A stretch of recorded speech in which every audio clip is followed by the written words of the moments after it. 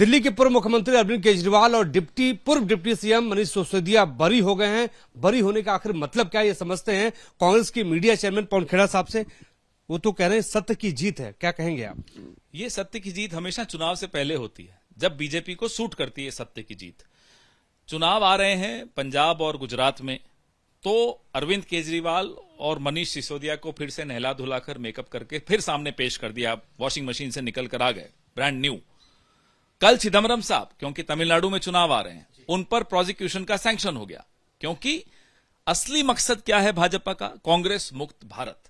अब कांग्रेस मुक्त भारत के लिए जो अपने सहयोगी हैं इनके, जिसको कहते हैं सुविधाजनक सहयोगी, कन्वीनियंट अलाइज, उन सबको फिर से तैयार कर दिया जा रहा है। आपने देखा पिछले हफ्ते मेरठ में मोदी जी ने टीएमसी को भी सर्टिफिकेट दे दिया, उनकी भी तारीफ कर दी। जिनको पानी पी पी कर कोसते थे उनकी भी तारीफ कर दी। तारीफ सिर्फ इसलिए कि कांग्रेस मुक्त भारत लाना है। और कांग्रेस मुक्त भारत क्यों लाना है?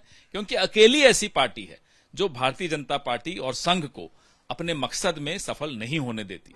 अकेली ऐसी पार्टी है जिसके नेता राहुल गांधी, खड़गे साहब और प्रियंका गांधी, इनके शब्दकोश में समझौता नाम का शब्द नहीं है। लेकिन पवन खेड़ा साहब, अरविंद केजरीवाल मीडिया के सामने आए और रो पड़े और रोते हुए बोले कि मैं भ्रष्टाचारी नहीं हूं। क्या एनएसडी का नाम सुने हो? नेशनल स्कूल ऑफ ड्रामा, उसका नाम बदल गया अब नरेंद्र स्कूल ऑफ ड्रामा। ये सब उसी स्कूल ऑफ ड्रामा के प्रोडक्ट है।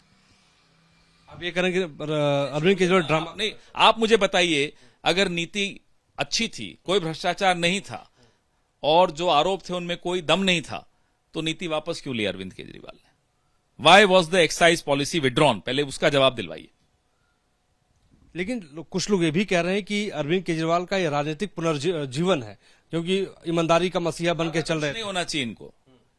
गुजरात पंजाब के इलेक्शन के बाद फिर से इनको देखना किसी केस में फिर अंदर कर देंगे। ये सिर्फ चुनाव के लिए है। ये कठपुतलियां बने हुए हैं। किसकी? नरेंद्र मोदी की। वो भी किसी और की कठपुतली अलग बात है, लेकिन ये सब रोबोट्स हैं। तो कुल मिला के आप जो बरी हुए स्वागत आप नहीं कर रहे हैं? अरे किसका स्वागत करें साहब? क्यों स्वागत करें जब आपके सामने सब कुछ है?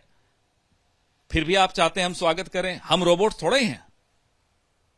बी टीम है भारतीय जनता पार्टी की अरविंद केजरीवाल। आपके सामने है सब कुछ।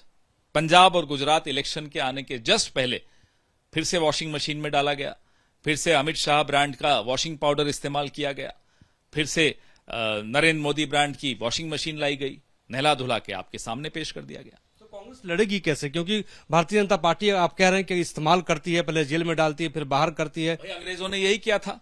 आरएसएस को साथ में रखते थे, मुस्लिम लीग को साथ में रखते थे कांग्रेस को कमजोर करने के लिए। कांग्रेस क्या कमजोर हुई? हम तो फिर भी आजादी लेकर आए। Thank you so much sir, हमसे बातचीत करने के लिए। पवन खेड़ा साहब हमसे खास बातचीत कर रहे थे। हमारे सहयोगी राजेश मीणा के साथ मोहित राज दुबे, एबीपी न्यूज, दिल्ली।